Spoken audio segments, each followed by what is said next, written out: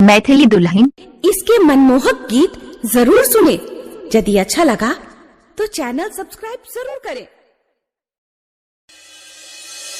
बोला बोला छठी मैया की।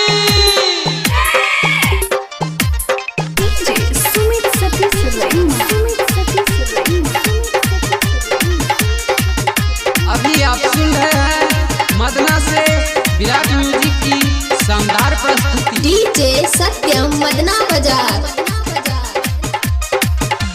हाथ जोड़ कहै छह सब कहा पर बेद भागलै। हाथ जोड़ कहै छह सब कहा पर बेद भागलै। उगा उगा हो सूरज देव भोर भागलै। उगा उगा हो सूरज देव भोर भागलै। हाथ जोड़ कहै छह सब कहा पर बेद भागलै। हाथ जोड़ कहै छह सब कहा पर बेद भागलै। उगा उगा हो सूरज देव भोर भागलै।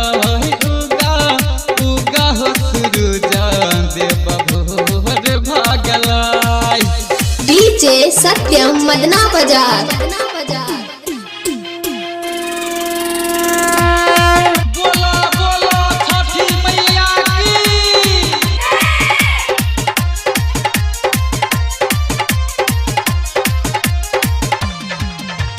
अपने सुन रहा छी मैथिली दुल्हन की प्रस्तुति।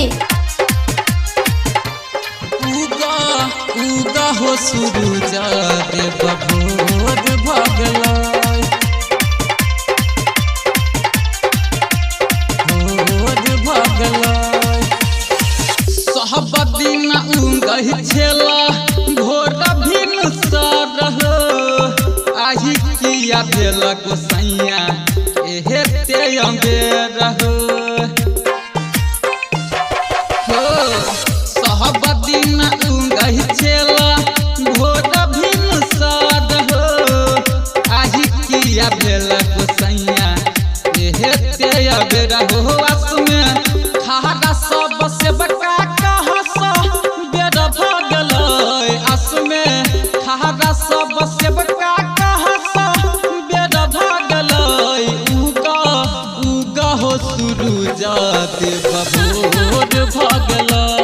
उगा उगा हो सूरज देव भोर भागलै।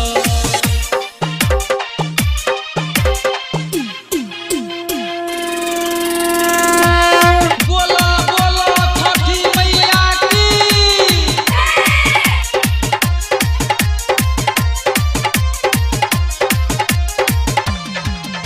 डीजे सत्यम मदना बाजार। उगा उगा हो सूरज देव भोर भागलै।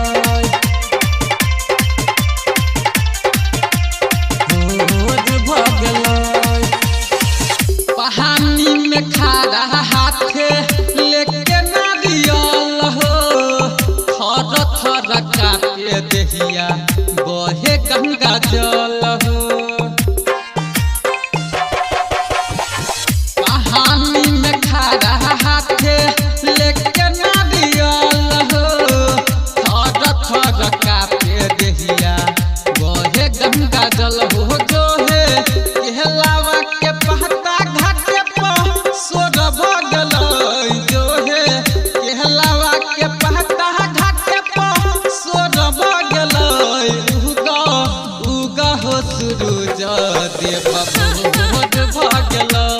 उगा उगा हो सूरज देव भोर भागलै।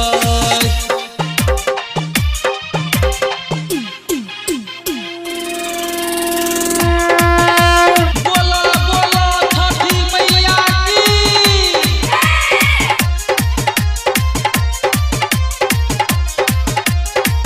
अभी आप सुन रहे हैं मदना से विराट म्यूजिक की शानदार प्रस्तुति।